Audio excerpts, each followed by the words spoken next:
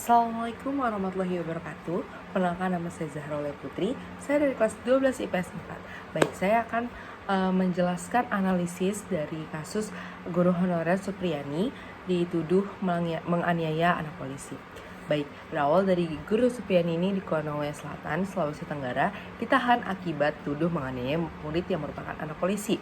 Nah, fakta-fakta kasus apa sih yang terungkap di kasus ini? Saya akan menjabarkan satu-satu. Yang pertama, Supriyani ini berawal dari menegur siswanya karena kurang disiplin saat diajar.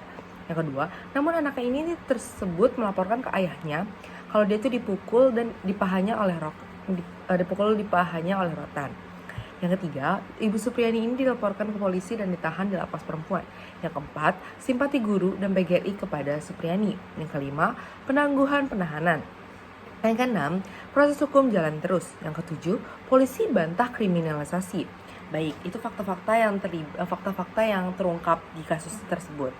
Yang selanjutnya itu orang-orang yang terlibat di dalam kasus tersebut ini. Yang pertama itu Supriyaninya sendiri, yang kedua ada kepala sekolahnya, yang ketiga ini korbannya, yang keempat ini ayah korbannya, yang kelima itu guru-guru yang simpati kepada Supriyani.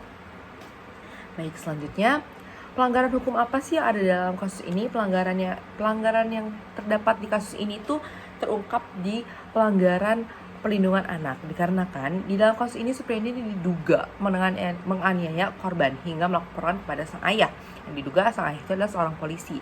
Selanjutnya, Undang-Undang Dasar apa yang dilanggar? Yaitu di persidangan jaksa mendakwa Supriyani melanggar pasal 80 ayat 1 Junto pasal 76C Undang-Undang Perlindungan Anak. Faktor penyebab yang terjadinya kasus ini karena faktornya itu bersifat individu ya, karena tidak berkelompok atau tidak tidak bermasyarakat atau tidak berbudaya. Faktornya itu individu dikarenakan Supriyani sedang mengajar bahasa Indonesia dan korban tidak disiplin sehingga Supriyani menegur dan diduga memukul korban dengan rotan. Selanjutnya, dampak kasus yang terjadi setelah kasus ini. Akibat kasus ini membuat masyarakat membela Supriyani dengan melakukan mogok ngajar untuk beberapa guru setempat. Sanksi yang didapat oleh Supriyani ini sepatutnya itu seperti apa sih? Nah, sanksi yang seharusnya didapat itu tidak dapat pidana dikarenakan terdakwa Supriyani tidak terbukti bersalah atau bisa disebut juga lepas dari semua tuntutan.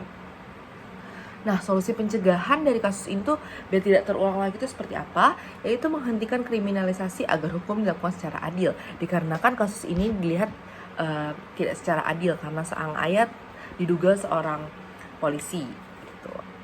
Nah, yang terakhir, nilai-nilai Pancasila apa yang tidak terlaksanakan di kasus ini, yaitu sila kelima, yang dimana sila kelima keadilan sosial bagi seluruh rakyat Indonesia.